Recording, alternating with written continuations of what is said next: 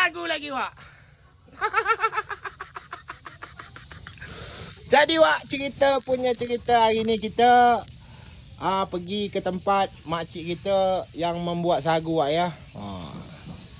Macam inilah, Wak, cara membuat sagu, Wak. Pakai konseng, Wak. Kalau bahasa Indonesia itu disangrai, Wak. Tapi, Wak, makcik saya ni dia minta jangan nampakkan muka dia. Dia malu, dia segan, kata dia.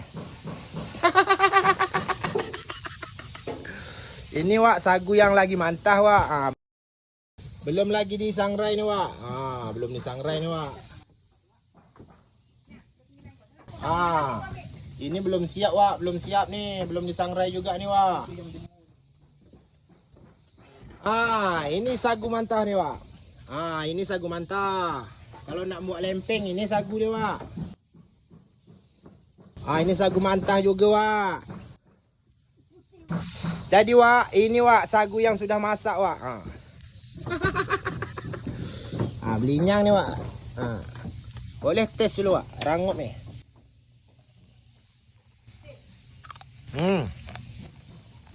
Mak, Wak, ada pula ikan sembilang, Wak. Cocok betul lah ni.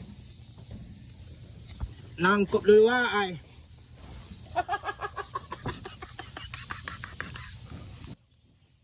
Arah padang sagu, Wak. Berubur sagu, Wak. Nangkup dulu, Wak. Bismillah.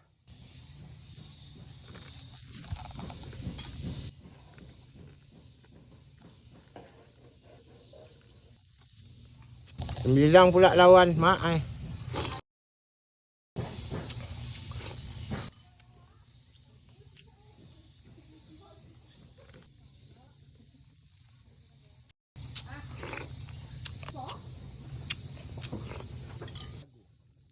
Dia tukang buat sagu ni, Wak.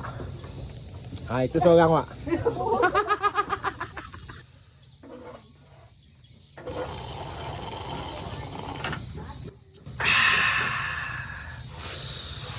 Gila, Wak.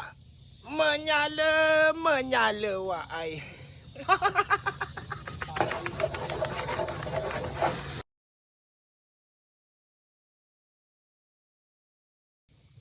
Wak.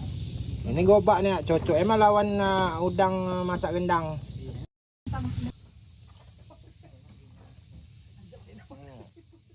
Cocok emang lawan gulai, Wak. Mak nyepai.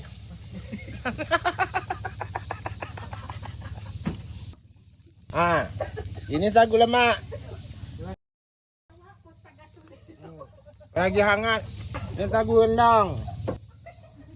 Yang biasa kita makan dengan gulai, ini sagu, Wak, sagu rendang.